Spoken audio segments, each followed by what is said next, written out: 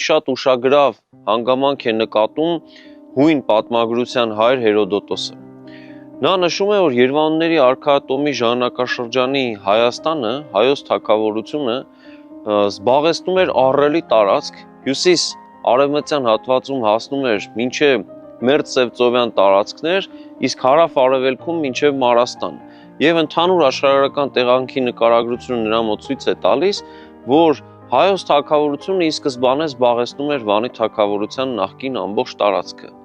Սա խոսում է այն մասին, որ չէր կարող օդից հայտնվել նոր հայկական թագավորություն եւ որ Վանի թագավորությունն իսկապես համահայկական նշանակություն էր ունեցել եւ հայերը շատ արագ փաստորեն այդ նույն սահմաններով Երևանուհիների գլխավորությամբ նոր թագավորություն են հիմնում։ Այսինքն մենք գործ ունենք Վանի համահայկական թագավորությունից հետո